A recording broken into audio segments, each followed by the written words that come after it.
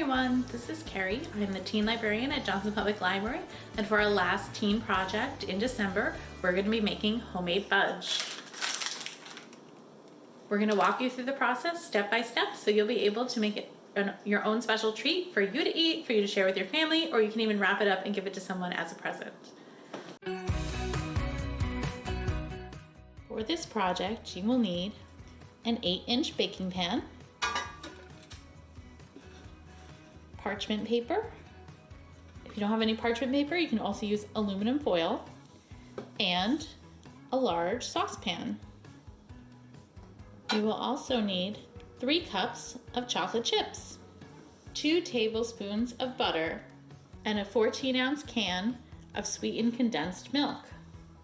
You can also make another variation using white chocolate chips and Oreos. The first step is to line your pan with a piece of parchment paper.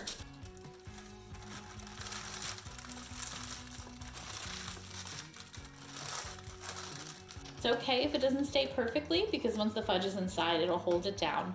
You want to make sure there's some extra on the sides to make it easier to pull the fudge when it's out of the pan once it's finished. Next, you'll add all of your ingredients to your saucepan. So first we'll add our 3 cups of chocolate chips. Make sure when you're buying your chocolate chips that you get a slightly larger bag of chocolate chips.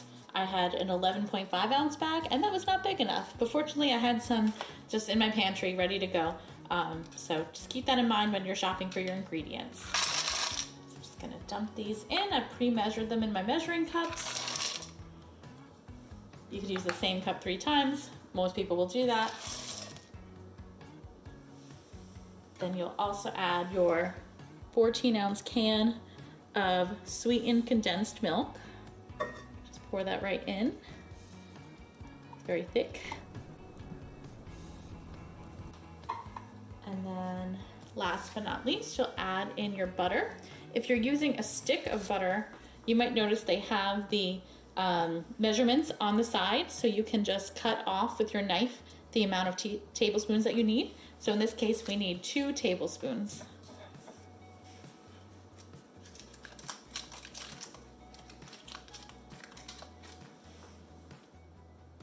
All right, now that all my ingredients are in my pot, I'm going to turn on my stove to medium heat. I know that my stove tends to run a little bit hot, so I'm going to turn it down just a little. And then you're just going to stir. I'm going to use a whisk.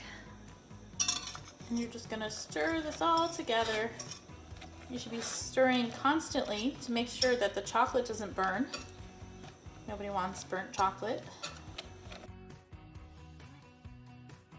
And you'll just keep going until this is nice and mixed together. I want it to all be very smooth. Just keep in mind your stove will be hot. If you need to move the pan for any reason, use a pot holder. And also you just double check with your parents and make sure it's okay with them that you're using their stove.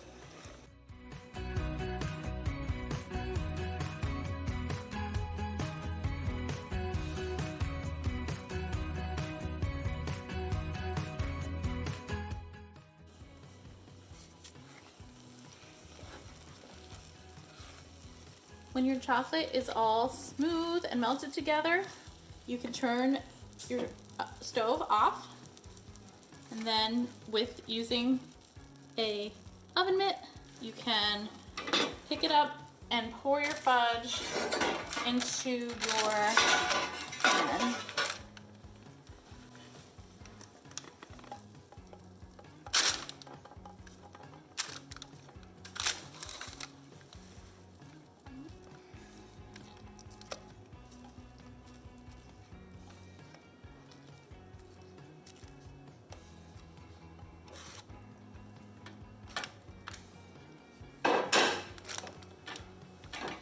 Just smooth it out.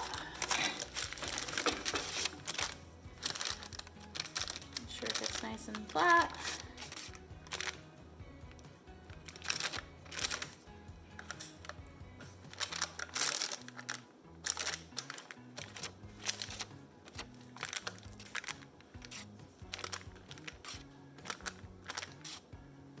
once you're finished, you can put it in the refrigerator for at least 3 hours or until it totally cools together.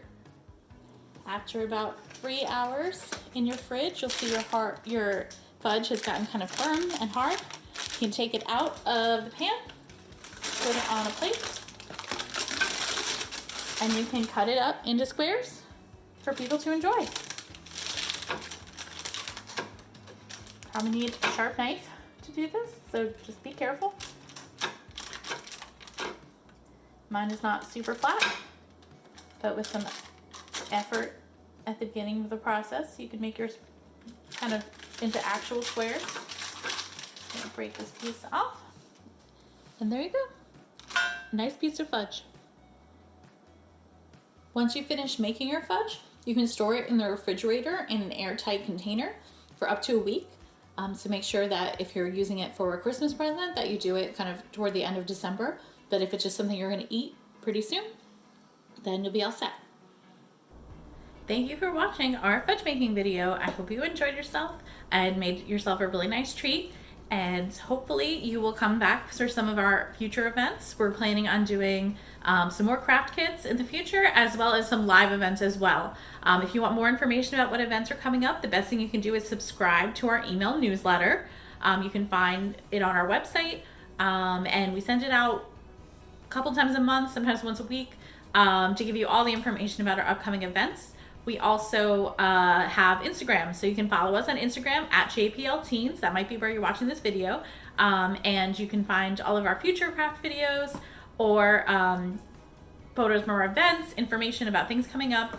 So I highly recommend that you subscribe and follow along with us and come to some of our future events. All right, thanks very much. Bye.